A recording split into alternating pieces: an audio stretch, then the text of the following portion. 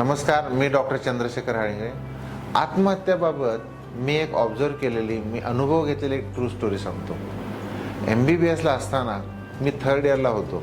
रविवारचा दिवस होता. दुपारी 12 वाजता आम्ही जेवलो आणि संध्याकाळी 3-4 वाजेपर्यंत माझा भाऊ पण आला होता आणि आम्ही असंच बाहेर खेळायला पण गेलो होतो.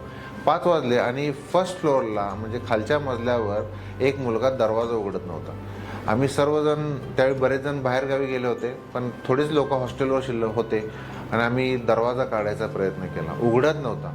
आम्ही 4-5 जणांनी मिळून तो दरवाजा उघडला आणि उघडल्यानंतर बघितलं तर एक बॉडी लटकत होती. कोण होतं ते? तर तो होता फर्स्ट इयरचा मेडिकलचा स्टुडंट. ॲप्रन घातलं होतं, बर्म्युडावर होता आणि त्यानं लिहिलं होतं, this bloody MBBS has killed me. झालं असं होतं की तो फर्स्ट इयरला फेल झाला होता.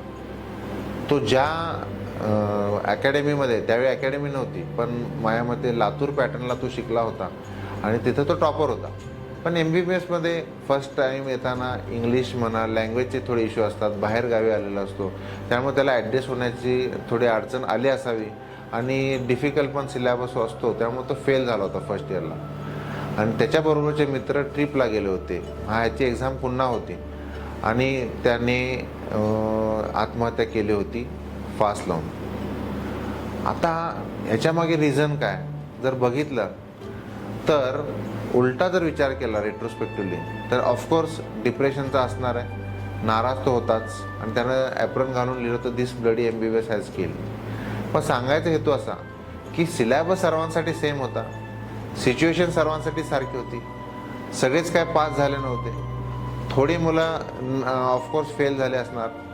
मग सर्वांनीच काय आत्महत्येचा निर्णय घेतला नव्हता, सर्वांनी फाईटचा ऑप्शन घेतला होता, लढण्याचा निर्णय घेतला होता.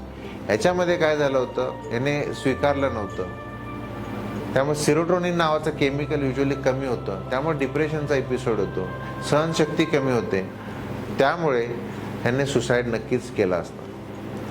पण जर वेळीच त्यानं जर बोलला असेल कुणापुढे, आत्महत्येचे विचार बोलून दाखवला असेल, माहीत नाही, दाखवला असता, कुणी लवकर कॅच केलं असतं, त्याचं वागण्यातला बदल आपल्याला कळला असता आणि हे जर त्याच्या फ्रेंड्सनं, रिलेटिव्हनी, टीचर्सना जर ऑब्झर्व झालं असतं तर कदाचित तो वाचला असता.